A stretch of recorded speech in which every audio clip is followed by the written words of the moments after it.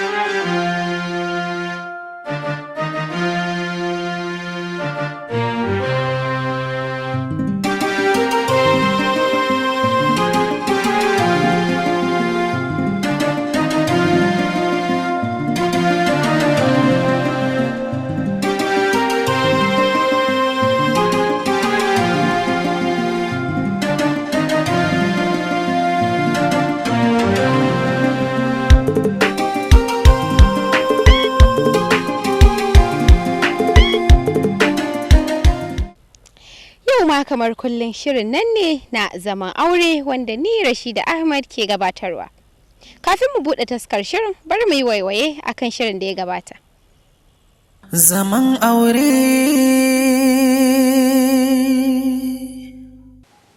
Gaskiya Ahmad bana jin daɗin abin da yake faruwa cikin gidan nan. Gaskiya tsakani da Allah. Saboda gabaki ɗaya ka ɗauki kafanka a kanmu da ni da Khalid. Kana yi mana abubuwa da dama wanda gaskiya na fara shiga damuwa ko Khalid ma ya shiga damuwa kullum sai ya yi magana baban shi ya yi kaza kullum. Yarinya bari in gaya miki zaman auren kenan. Iya ruwa fit da kai. Amma dai umma da dai an abun nan. An yi me? Ke kalli ido na, kalli ƙwayan ido na in gaya miki kake kama irin wannan cacancin. Yanzu ba ka shi kin yi kyau ba? In da ma ke kike cikin wannan wahalar da kin san yadda jikinki zai kasance ga kin nan dama ba kaman bulala. Kamar ya dole ne a ci abinci in ba mu ci abinci ba gidan gaya za mu mai gida. A mutu mana da yunwa. Wai Ahmad me ke damu ka ne? Gaskiya ni kwanan ga ban gane maka ba abu kaɗan ana maka magana kawai sai ka hau ka rinka faɗa. Aisha ki shiga taitayinki. Wallahi na ga kin fara min shishigi. In baki ya hankali wannan ne da ke a wannan gidan. Me za ka yi mun? Me za ka yi mun? Me za ka yi mun? Nayi da kai din. Zaman aure. Saƙona na farko a nan ya fito daga hannun Jamila Yusuf daga garin Kaduna, inda take cewa sannunku da ƙoƙari, a gaskiya wannan sabon shirin naku yana burge ni sosai, kuma wannan ya zama ƙalubale ga ma'aurata. To sai saƙo na gaba wanda ya fito daga hannun Hadiza daga Huntuwa, inda ta ce sannunku da aiki, sannunku da ƙoƙari. A gaskiya idan ba za ku damu ba, nima ina da labari wanda zan baku wanda zai zamo nasiha ga sauran masu kallonmu. To a malama Hadiza, in Allah ya yarda ba wani matsala za ki iya turo mana wannan labari kamar yadda kika turo wannan sako a wannan namba. Mun gode. Sai sako na gaba wanda ya fito daga hannun Ali Tela Buhari Abuja, inda yake cewa a ra'ayina a wannan shine zan ba wa Aisha uwar gida haƙuri da ta ƙara haƙuri ta kuma ci gaba da jajircewa, domin komai yayi farko yana da ƙarshe. To yanzu bari mu buɗe taskar shirin. Shin idan ke ce Aisha, za ki yarda amarya ta sanya ki cikin kunci, ta ɗauki ɗanki ta shigar da shi har cikin ɗakinta wai don za ta ba shi wani guntun burodi, ba don komai ba, wai don kawai yana kukan yunwa?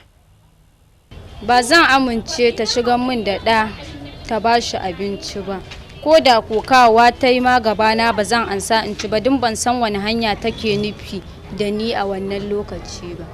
Don gaskiya ni inda a raina sun yi haƙuri, ce ka karɓo komai na Allah ne. Gaskiya ba za na amince ba, saboda ba ita ta haifan min shi ba. Gaskiyan magana. Zaman aure.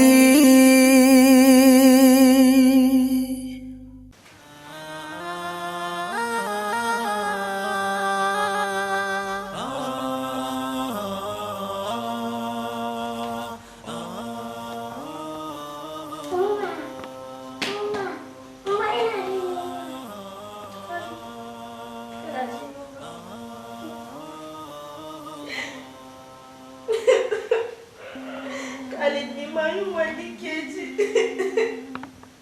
Kuma kaga abin da babanka yake yi mana. Zaman aure.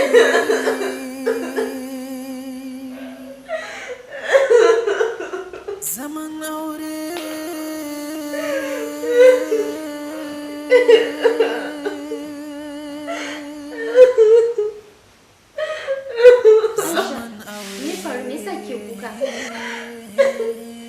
Kamar kisa halin da muke cikin gidan nan. Ga Khalid nan tun safe bai ci komi ba. Ki haƙuri. Na gane abin da yake damun ki, amma don Allah ki haƙuri. Don ni ma ba ni da komai a cikin ɗaki na sai ɗan guntun biredi. Za ki ci biredi?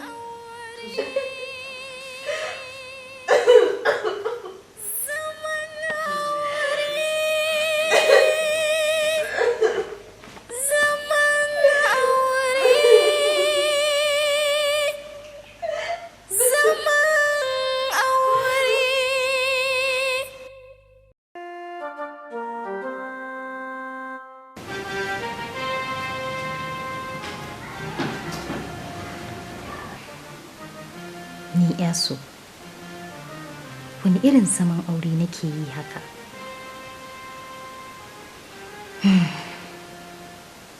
Wannan abun na damuna wallahi. Ga 'yar mutane tana ta kuka ba dare ba rana. Kai, gaskiya wannan abu bai dace ba.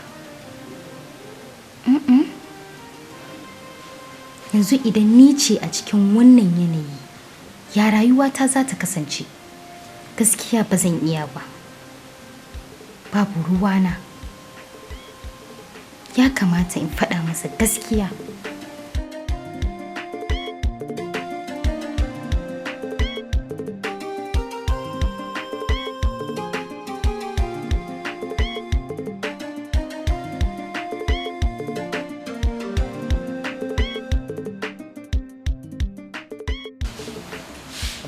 Bari da lafiya ko na ganki haka? Ko dai ta sake miki wani laifin ne ko? A'a. So nake ka gayyato min iyayenka su zo nan gidan. To me yasa kike son gayyato iyayena? Duk da wani abu sai ki gaya min sai in san da zan ko? Ba wani abu bane. Magana nake so ne da su. Kuma ina son kowa da kowa ya kasance a wurin. Amma kina ga in ji kai min bayani ba abin da yake zan iya san yadda zan bi da komai ba? Ba sai na gayyato iyayena ba ko? Kai dai kawai ka gayyato musu. Babu damuwa. Zan miki yadda kika so in Allah ya yarda. To na gode.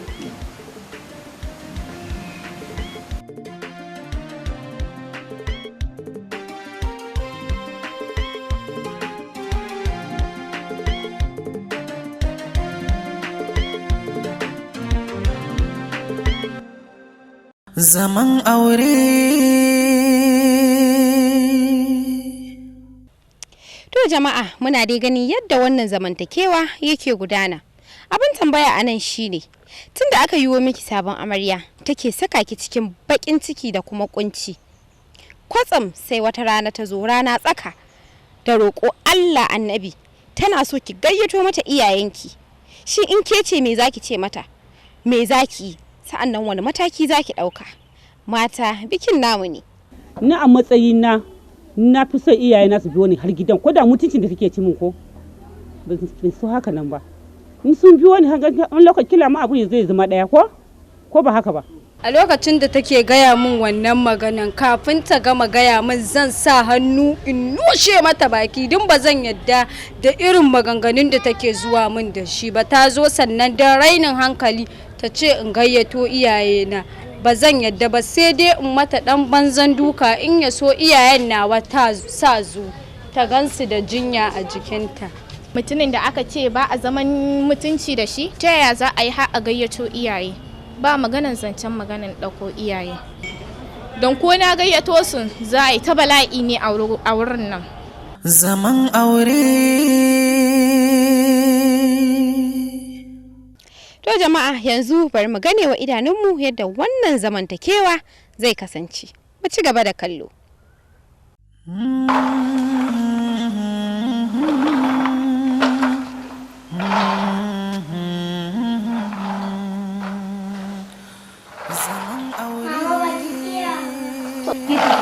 To Khalid ina iya mota ai sai ku.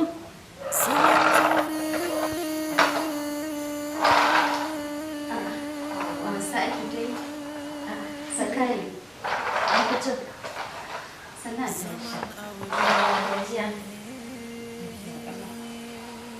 An tashi wurin ki na zo. So, a wuri na kuma. To ina fatan dai lafiya. Lafiya kalau. Da Allah wata alfarma nake nema a ganin ki. Bari da ni yanzu har ina da wata alfarma da zaki iya nema a wurina a gidan nan. An tayi shi kenan. Kina da shi. To ina sauraron ki. An tayi shi dan Allah iyaye ki nake son ki gayyato musu zuwa nan gidan. Iyayena kuma? Yanzu abin ya kai ga iyayena? Farida ana zaune kalau. An tayi shi dan Allah. Don Allah ki taimaka ki gayyato musu don alfarman Allah Muhammadu sallallahu alaihi wasallam. Idan kika yi haka zan fi kowa jin daɗi. Ni Farida kin ma kashe min jiki. To tunda kin ce Allah ai an gama komai. Insha Allah zan yi zuwa anjima zan je gida sai in je in musu magana yanzu. Zaman aure.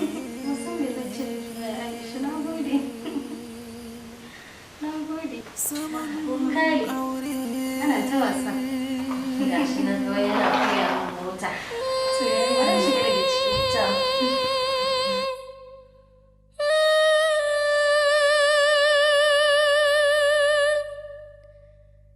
Zaman aure.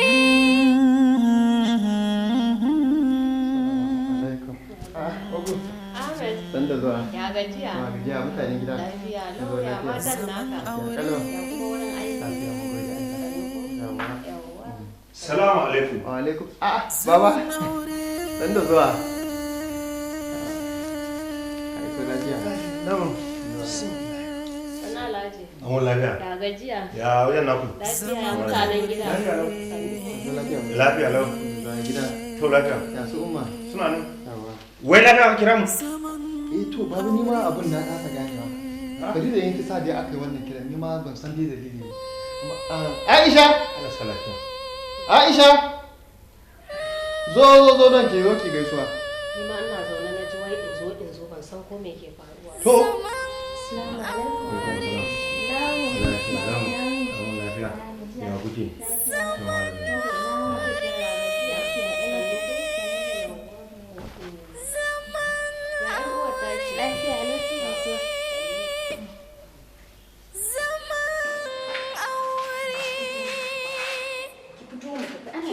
Yarinyar nan ina gaya miki ki fita ido na ki fita daga ido na bari gaya miki duk wannan abin da nake ba saboda ki jira ki bane wannan abin na gaji ya za a yi musamman ya kin gaji da me bari gaya miki ni ban taba haihuwar yarinya da za ta dauki na karshe a gidan miji ba farko bari gaya miki Ba gaira ba dalili ba ta mana komai ba. Yanzu da ni ke cikin wannan hali. ba wuya sha Ni dai ki tawo mu. ba zan je ba Mutane suna jira. ba zan je ba Ki tawo mu. ba zan je ba ka ji mun yarinya Kuma ki tawo mu.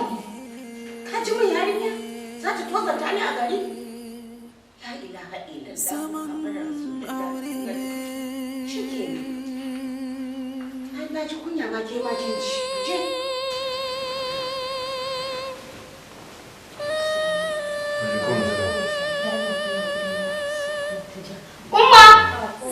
Umma ina kike?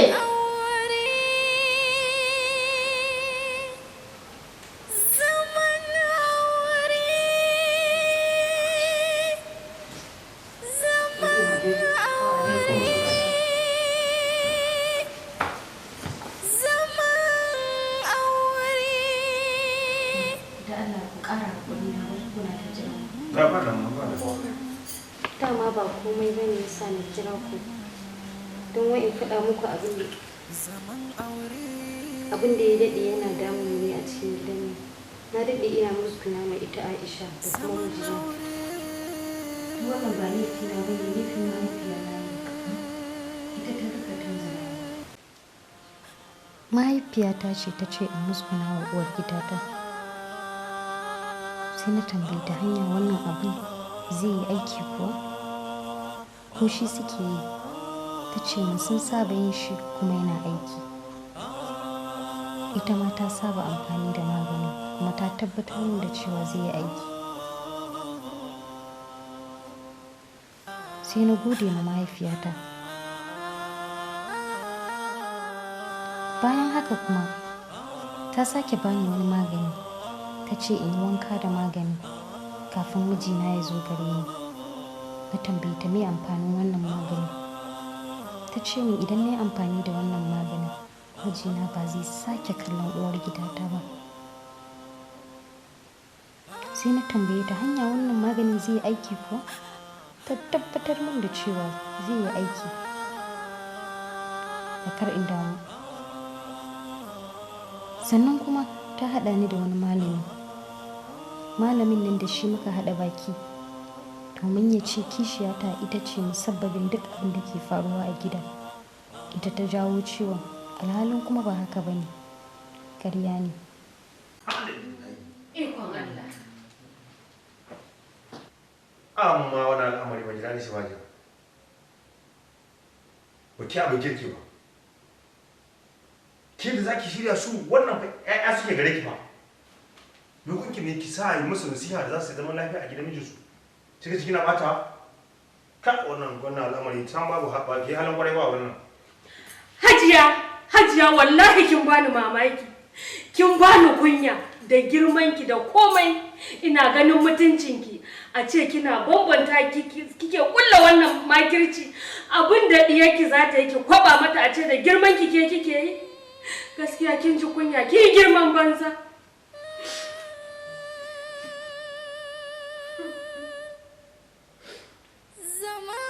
Farida, dama kike ta kulla mun munafunci. Kin zo kin rubuta min gida. Aisha ki haƙuri. Ki haƙuri. Ki yafe min. Aisha, dan Allah, dan annabi ki gafarce ni. Wannan abin duk ya faru ne a cikin rashin sani. Don Allah ki yafe ni. Zaman aure. Dan Allah. Yafe mani. Haka ba zai sake faruwa ba. Zaman aure. Aikin shedan ne. Hajiya Balki, don Allah ki yafe mani. Duk ƴaƴana ne. Watan basira ne, ki yi haƙuri. Don Allah. Haka ba zai ƙara faruwa ba. Aisha, don Allah, ku zauna lafiya. Haka ba zai ƙara faruwa ba. Shedan ne. Sarkina, don Allah ka yi haƙuri. Ka yi haƙuri, ka yafe mani.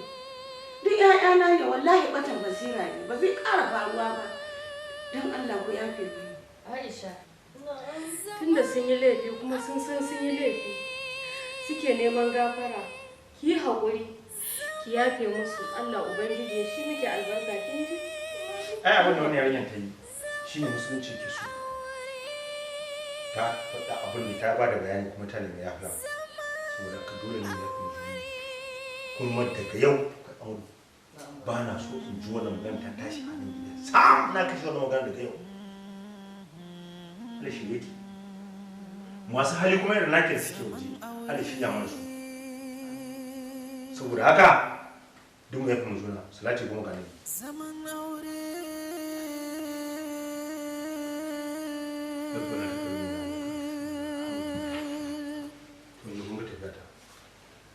Zaman aure.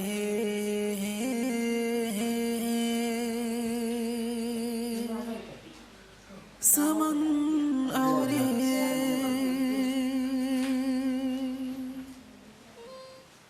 Zaman aure.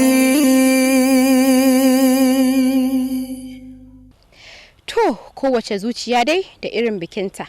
Yanzu bari mu ga yadda ya kasance tsakanin Aisha da amaryarta Farida da kuma ango Ahmadu. A sha kallo lafiya.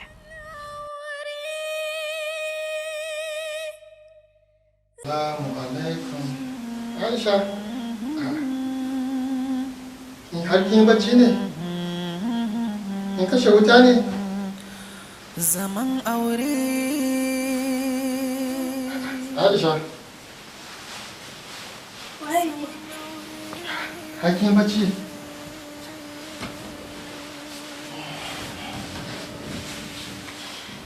Yanzu kina tashe ki ko? Ya, ba san kina bacci ba. Lafiya da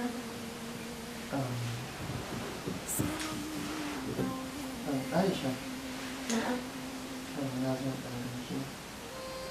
Sau gani ke da shi da ke na neman alfarma ne a gare ki. Na neman alfarma ne a gare ki. Aisha. Na san na ci amanar ki. Na zalunce ki. Da ke da ƙarfi. Saboda haka Aisha, ina so ne ki yafe mu. Na san wannan abu ne mawuyaci da ke yafe mu. Amma na fi so saboda Allah da Allah ki yafe min Aisha.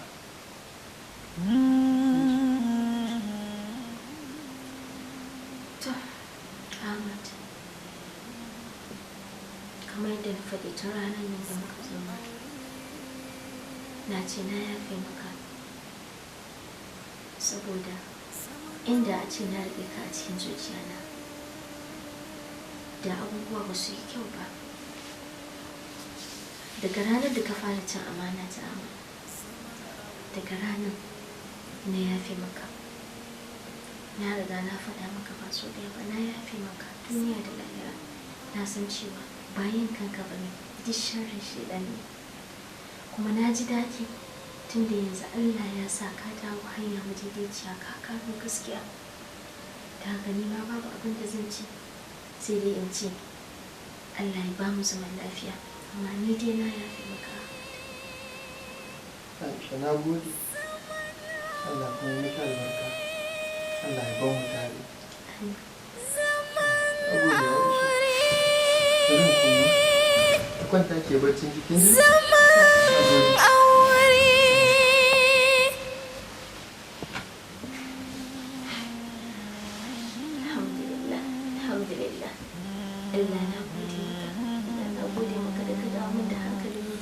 Zaman aure. Haƙurci mawadaci. Zaman aure.